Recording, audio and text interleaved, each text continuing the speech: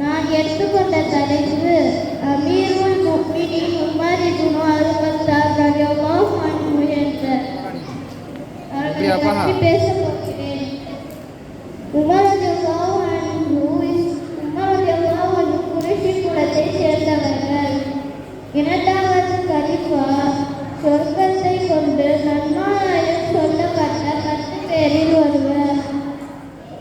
நபி ஸல்லல்லாஹு அலைஹி வஸல்லம் அவர்களுக்கு நபித்துவம் கிடைத்த 5ஆம் வருடம் நபி ஸல்லல்லாஹு அலைஹி வஸல்லம் அவர்களை கொல்வதற்காக உருவிய வாளுடன் புறப்பட்ட உமர் ரலியல்லாஹு அன்ஹு அவர்களை நுஆய்ம் இப்னு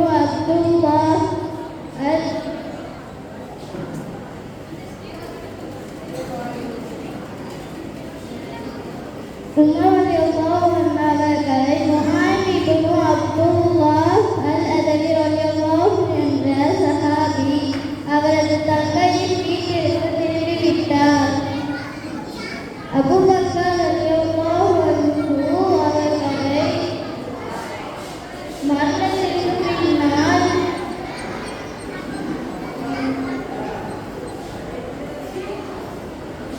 ஹிஜ்ரி 13ஆம் ஆண்டு ஜமாத்துல் ஆகிர் பிறை 22இல் கலீஃபாவாக பொறுப்பேற்றார்கள். வாஹிர் தஅவானா அல்ஹம்துலில்லாஹி ரப்பில் ஆலமீன்.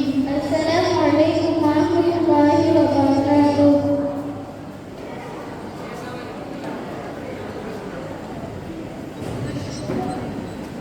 மாஷா அல்லாஹ். அடுத்தபடியான கேள்வி பதில் எம் லுபைனா ஏ ஃபைரோஸ்.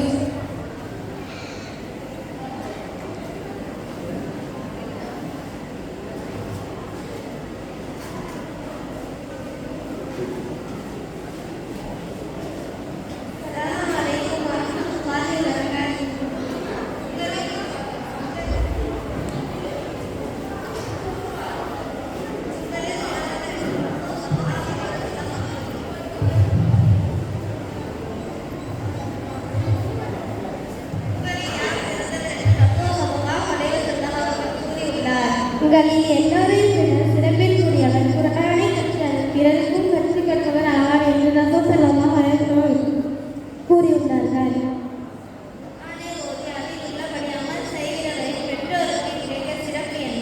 குர்ஆனை ஓதி அதில் உள்ளபடி அமல் செய்கிறவரின் பெற்றோருக்கு கியாமத் நாளில் சூரிய ஒளியை விடவும் பிரகாசமான கிரீடம் அணிவிக்கப்படும்.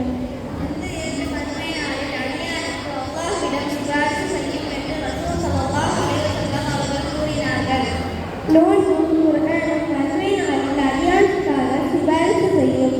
நோன்பு ரப்பே சாப்பிடுவது மானோ இசைகள் ஆகியவற்றை விட்டு இவரை நான் தடுத்து வைக்கின்றேன். இவர் சம்பந்தமான சிபாரிசை ஏற்றுக்கொள்வாயாக என்று நோன்பு கூறும். குர்ஆன் நான் இவரை இரவில் தூங்குவதை தடுத்து வைக்கின்றேன். அதாவது இவர் இரவில் நபின் கொள்கைகளில் என்னை ஓடியுள்ளார்.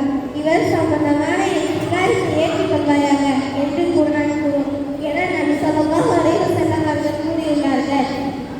குர்ஆன் ஓதுவது நன்மை பற்றி நபி ஸல்லல்லாஹு அலைஹி வஸல்லம் அவர்கள் என்ன கூறியுள்ளார்?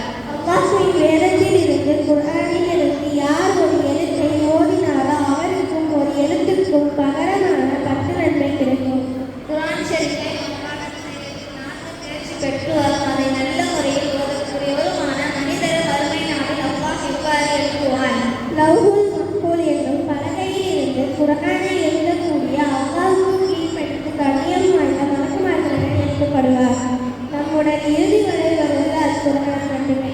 தனிமையின் போது தோழனாகவும், கவலையின் போது ஆறுதலாகவும், நோயின் போது நிவாரணியாகவும், தீர்ப்பின் போது தீர்வாகவும், அதிலிருந்து அத்தாசியாகவும், பாவிகளுக்கு எச்சரிக்கையாகவும், மன்னரைக்குள் ஒளியாகவும், மறுமை நாளில் சாட்சியாகவும் நம்முடன் இறுதி வரை வருவது அல் குர்ஆன் மட்டுமே. அஸ்ஸலாமு அலைக்கும் வரஹ்மத்துல்லாஹி வபரகாத்துஹு. மாஷா அல்லாஹ். அடுத்தபடியாக பயான் எஸ் யாசிரா நஸ்ரி.